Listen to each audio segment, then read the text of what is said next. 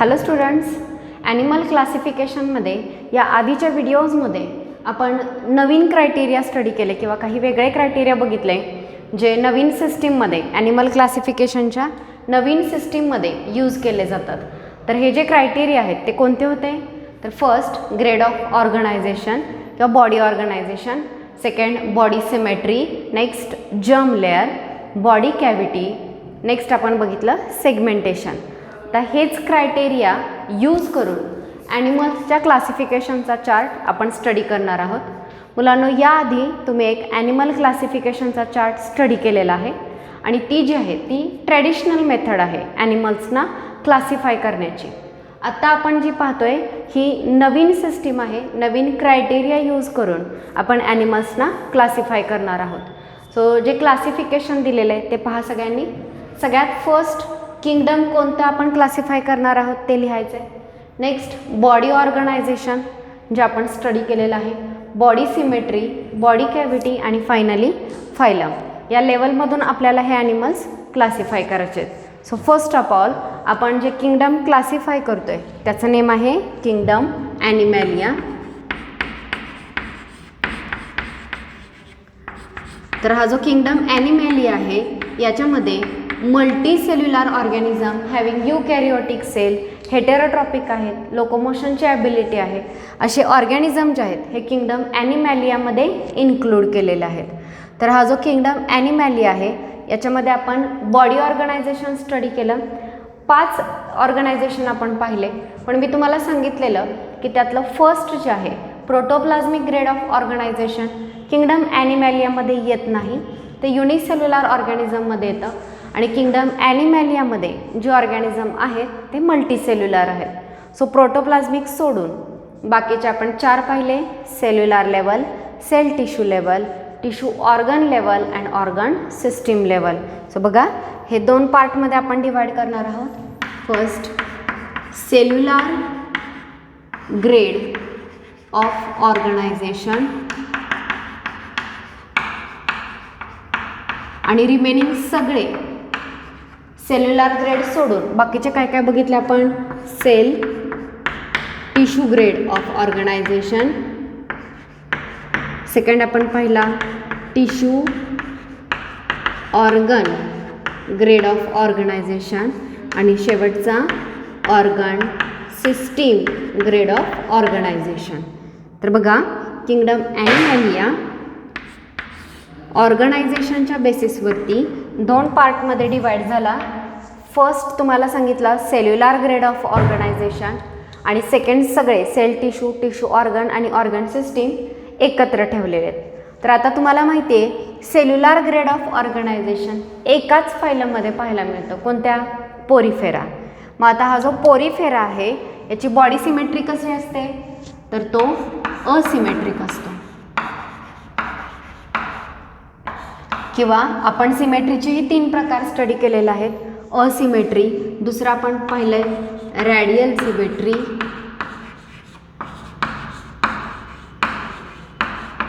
आणि थर्ड आहे bilateral symmetry.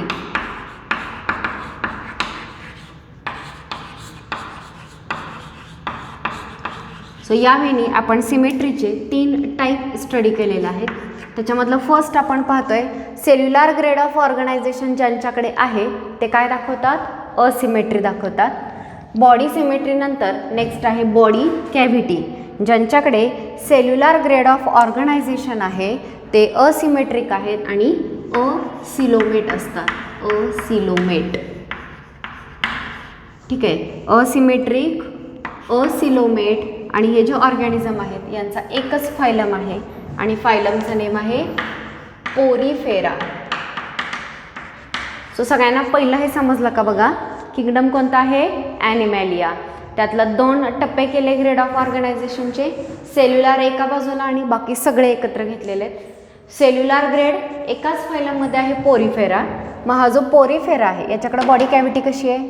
तर तो असिलोमेट आहे. आणि बॉडी सिमेट्री कशी आहे? तर तो असिमेट्रिक आहे.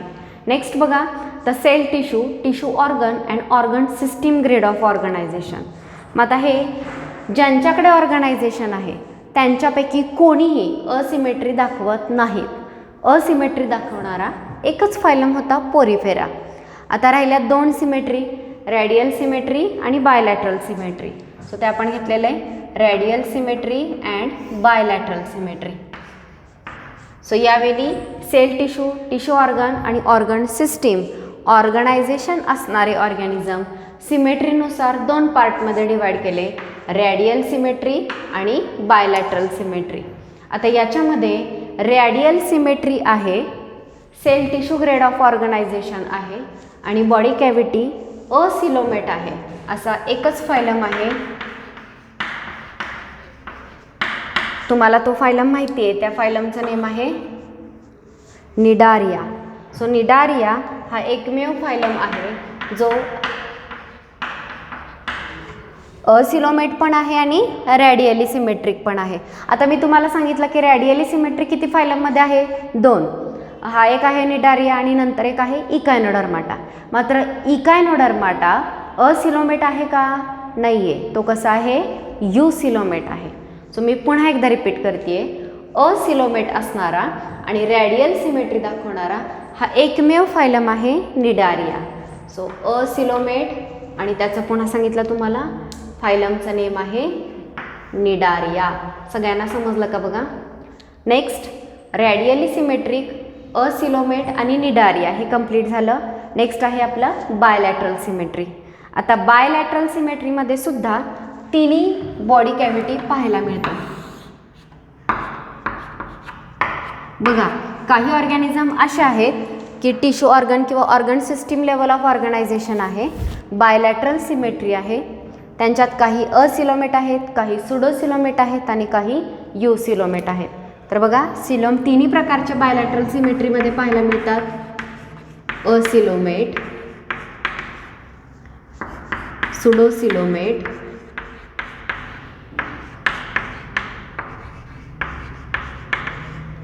आणि युसिलोमेट. सो हे तिन्ही बॉडी कॅव्हिटी आपल्याला बायलॅटरल सिमेट्रीमध्ये पाहायला मिळतात. त्यापैकी असिलोमेट आणि बायलॅटरल सिमेट्री असणारा एकच फायलम आहे, म्हणजे जो असिलोमेट पण आहे, बायलॅटरली सिमेट्रिक पण आहे आणि त्या फायलमचं नेम आहे प्लॅटीहेल्मिंथेस. आता बघा निडारिया असिलोमेट होता आणि प्लॅटीहेल्मिंथेस सुद्धा असिलोमेट आहे, पण दोघांमध्ये फरक आहे. निडारिया रॅडियली सिमेट्रिक आहे तर प्लॅटीहेल्मिंथेस बायलॅटरली सिमेट्रिक आहे. तर बघा सो हा फायलम आपण पाहिला प्लॅटीहेल्मिंथेस. नेक्स्ट बायलॅटरल सिमेट्री आणि सुडोसिलोम असणारा एकच फायलम आहे आणि त्या फायलमचं नेम आहे ॲस्कहेल्मिंथेस. ॲस्कहेल्मिंथेस. सो सिडोसिलोमेट असणारा, बायलॅटरल सिमेट्री असणारा ॲस्कहेल्मिंथेस हा फायलम आहे. त्यानंतरचे पुढचे सगळे फायलम कसे आहेत? युसिलोमेट.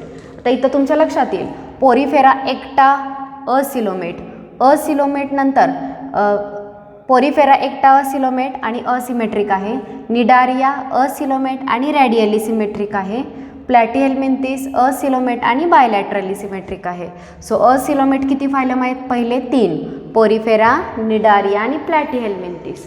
एकटा ॲस्कहेल्मिंथेस आहे जो सिडोसिलोमेट आहे. तर तिथून पुढचे सगळे फायलम युसिलोमेट आहेत. ॲस्कहेल्मिंथेस नंतर नेक्स्ट येतो Annelida. Next is Arthropoda, Mollusca, इकायनोडर्माटा,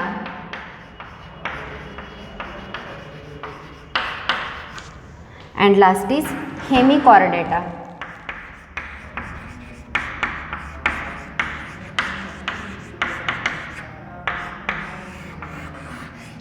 so यावेळी युसिलोमेट रिमेनिंग सगळे फायलम तुम्हाला सांगितले. हा इथपासून पुढचे सगळे फायलम जे आहेत ते युसिलोमेट आहेत. ॲनेलिडा, आर्थ्रोपोडा, मोल्युस्का, इकायनोडर्माटा अँड हेमिकॉर्डेटा. सगळ्यांना चार्ट समजला का बघा? किंगडम कोणता स्टडी केला आपण? ॲनिमॅलिया.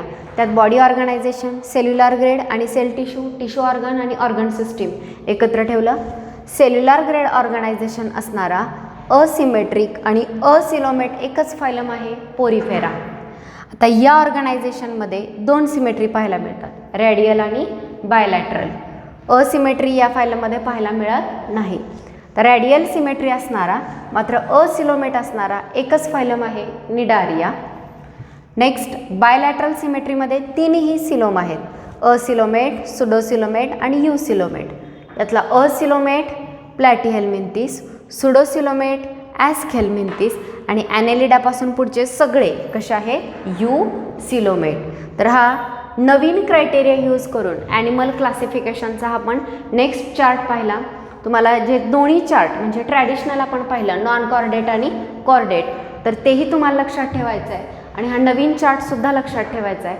कारण चार्टवरती एक्झाममध्ये क्वेश्चन विचारला जातो फिल इन द ब्लँकसाठी, त्यासाठी हे चार्ट तुम्हाला व्यवस्थित लर्न करायचे. सो आत्तापर्यंत आपण ॲनिमल क्लासिफिकेशनचे बेसिक्स पाहिले. म्हणजे काय काय पाहिलं? फर्स्ट तुम्हाला व्हिटॅकर्स 5 किंगडम सिस्टीम सांगितली. सेकंड तुम्हाला सांगितलं की ॲनिमल्सना क्लासिफाय करण्याची गरज काय आहे. नेक्स्ट आपण बघितलं की ॲनिमल क्लासिफिकेशनची डेफिनेशन काय, की क्लासिफिकेशन म्हणजे काय.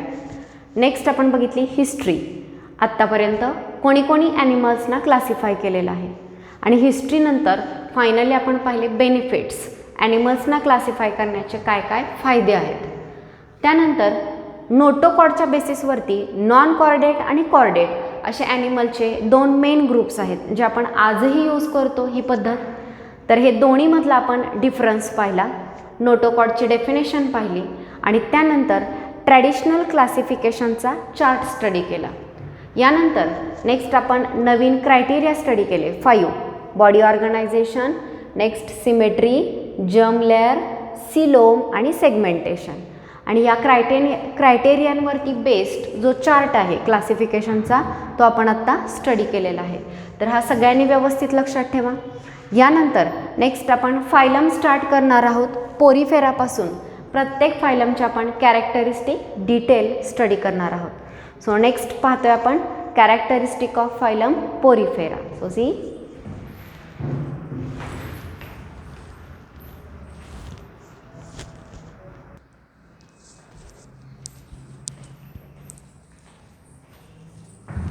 ओके. नेक्स्ट फायलम आपण कॅरेक्टरिस्टिक सुरू करतो आहे या फायलमपासून. फर्स्ट फायलमचं नेम आहे पोरीफेरा.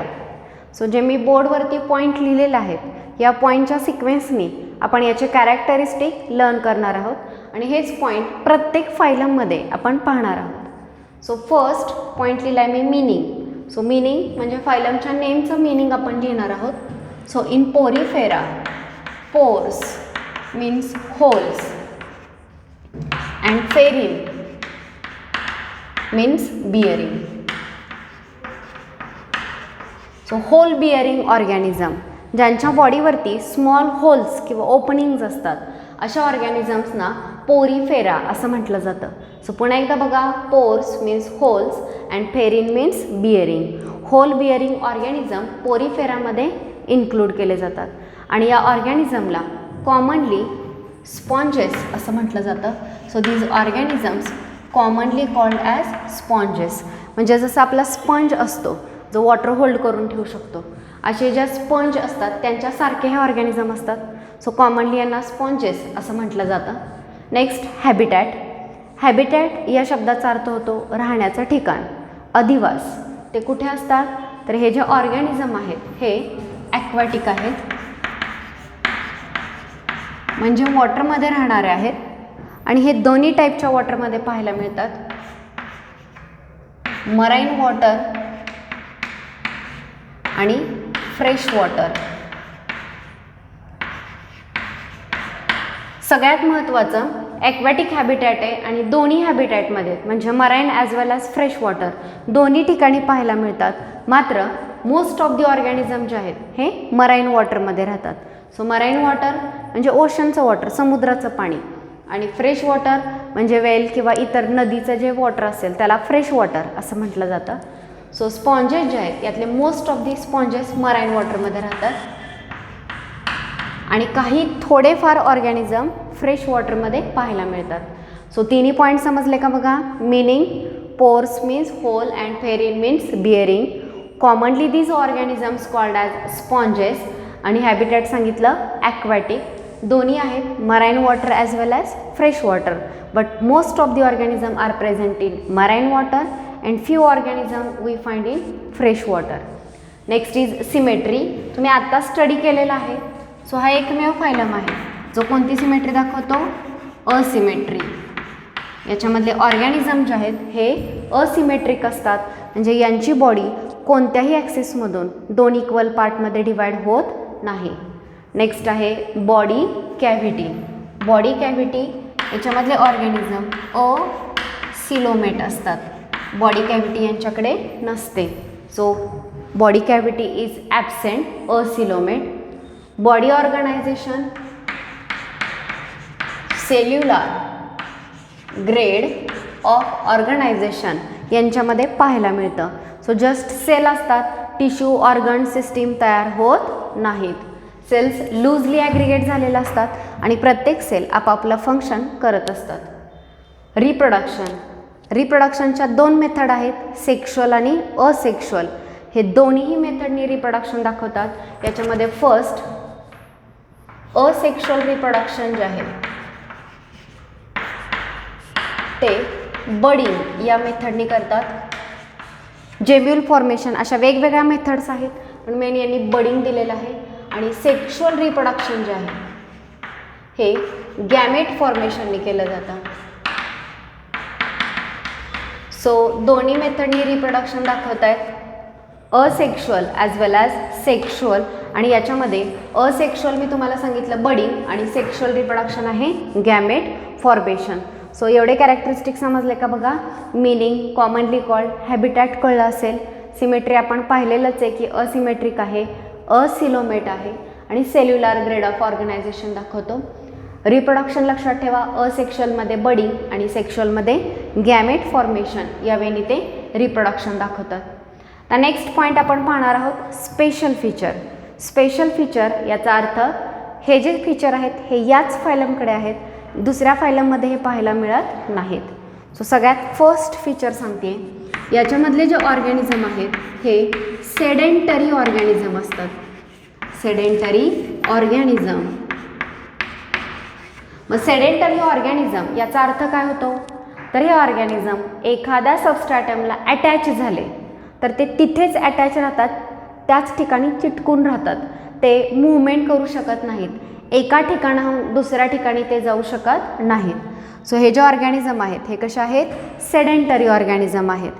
नेक्स्ट, यांच्या बॉडीवरती स्मॉल होल्स असतात आणि हे जे स्मॉल होल्स आहेत यांना ऑस्टिया असं म्हटलं जातं. तर आता डायग्रॅम बघा, कदाचित तुमच्या लक्षात येईल. जर असा स्पॉन्ज असेल या फायलममधला आणि एखाद्या सबस्ट्रॅटमला हा अटॅच असेल तर यांच्या बॉडीवरती हे जे स्मॉल होल्स आहेत यांना म्हटलं जातं ostia. And there is one large opening,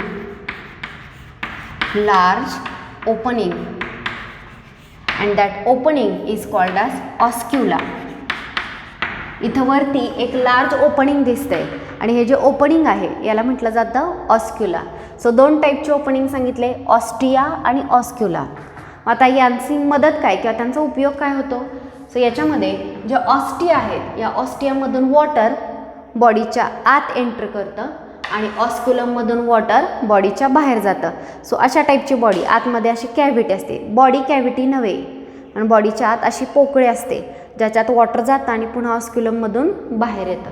तर ही जी वॉटर कॅनल सिस्टीम किंवा वॉटर ट्रान्सपोर्ट सिस्टीम जी आहे ही यांना अतिशय उपयोगी असते. सो ते काय आहे ते बघूया आपण. वॉटर एंटर्स थ्रू ऑस्टिया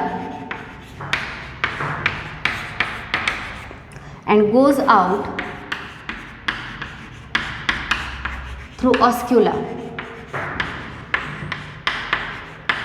आणि ही जी वॉटर ट्रान्सपोर्ट सिस्टीम आहे ही कशासाठी हेल्पफुल आहे? It is helpful to gather food. बघा मी आधीच सांगितलं हे ऑर्गॅनिझम सेडेंटरी आहे, लोकोमोशन दाखवत नाहीत, एका ठिकाणाहून दुसऱ्या ठिकाणी जाऊ शकत नाहीत. मग त्यांना जर त्यांचं फूड मटेरियल मिळवायचं असेल तर ते कसे मिळवतात? तर या वॉटरमधून जे स्मॉल ऑर्गॅनिझम आतमध्ये येतात त्या स्मॉल ऑर्गॅनिझमवरती ते ग्रो होतात आणि पुन्हा इथून वॉटर बाहेर जातं.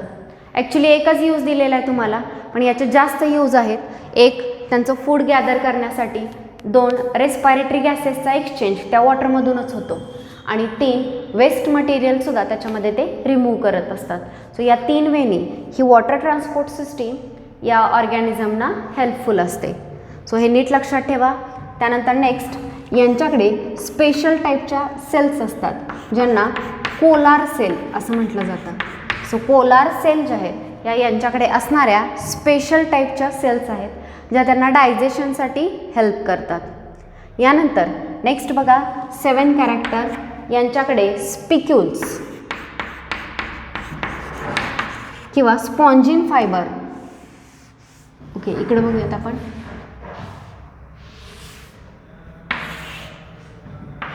स्पिक्युल्स किंवा स्पॉन्जिन फायबर हे यांचं सपोर्टिंग स्ट्रक्चर आहे किंवा स्केलेटन आहे. आता स्केलेटन किंवा सपोर्ट म्हणजे आपल्या बॉडीच्या आतमध्ये बोन्स असतात. ह्या बोनमुळे आपल्याला एक शेप मिळतो, आपले बऱ्याच ऑर्गनचं प्रोटेक्शन होतं किंवा आपल्याला सपोर्ट मिळतो. तसं यांच्याही बॉडीला सपोर्ट करणारं स्ट्रक्चर आहे आणि त्या स्ट्रक्चरला एकतर स्पिक्यूल किंवा स्पॉन्जिन फायबर असं म्हटलं जातं. यापैकी स्पिक्यूल जे आहे हे कॅल्शियम कार्बोनेट किंवा सिलिका याचे बनलेले असतात आणि जे स्पॉन्जिन फायबर आहेत हे प्रोटीनचे बनलेले असतात. सो दोन्ही नीट लक्षात ठेवा. यांना सपोर्टिंग स्ट्रक्चर असतं स्पिक्यूल किंवा स्पॉन्जिन फायबरचं. यातले जे स्पिक्युल्स आहेत हे कॅल्शियम कार्बोनेट किंवा सिलिकाचे बनलेले आहेत आणि स्पॉन्जिन फायबर जे आहेत हे प्रोटीन्सचे बनलेले आहेत. इथंपर्यंतचे कॅरेक्टरिस्टिक समजले का बघा. स्पेशल फीचर पुन्हा एकदा सांगते, हे ऑर्गॅनिझम सेडेंटरी आहे. सायंटिफिक वर्ड आहे. सेडेंटरीचं मिनिंग होतं एका ठिकाणी अटॅच राहणारे, कांट शो लोकोमोशन, लोकोमोशन दाखवू शकत नाहीत. बॉडीवरती स्मॉल होल्स आहेत ज्यांना ऑस्टिया म्हणायचं. वरती एक लार्ज ओपनिंग आहे त्याला ऑस्क्युला म्हणायचं. ऑस्टियामधून वॉटर आत येतं आणि ऑस्क्युलामधून बाहेर जातं. हा वॉटरचा जो कॅनल आहे हा त्यांना फूड गॅदर करण्यासाठी हेल्पफुल असतो. नेक्स्ट, त्यांच्याकडे स्पेशल टाईपच्या सेल्स आहेत ज्यांना कोलार सेल्स म्हटलं जातं. नेक्स्ट, यांच्या बॉडीला सपोर्ट करणारं स्ट्रक्चर स्पिक्यूल किंवा स्पॉन्जिन फायबरच्या फॉर्ममध्ये यांच्याकडे प्रेझेंट असतं. सो हे जे आहेत हे यांचे स्पेशल फीचर आहेत. नेक्स्ट बघा, यांच्याकडे गुड पॉवर ऑफ रिजनरेशन आहे. रिजनरेशन तुम्ही या आधीच्या लेसनमध्ये शिकलेला आहात की बॉडीचे पार्ट झाले, सेगमेंट झाले तरी प्रत्येक झालेल्या सेगमेंटपासून एंटायर ऑर्गॅनिझम डेव्हलप होऊ शकतो. सो ही जी ॲबिलिटी आहे ती या फायलमकडे सुद्धा असते. So good power of regeneration असणं हे एक यांचं स्पेशल फीचर आहेत. सो आत्तापर्यंत आपण कोणकोणते पॉईंट कंप्लीट केले बघा. Meaning, Porifera, pores means hole and ferin means bearing. Commonly, organisms from this phyla are called as sponges because small holes are present on their body and look like sponge. Habitat, their habitat is aquatic and we find these organisms mainly in marine water, but some are fresh water dwellers also, means some organisms we find in fresh water also. Symmetry, they are asymmetric.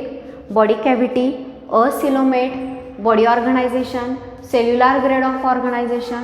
In reproduction, 2 types or 2 methods are there, sexual and asexual. In sexual there is gamete formation and in asexual there is budding. आणि special feature मी आत्ताच सांगितलेले हे point जे आहेत underline करा किंवा separate लिहून ठेवा.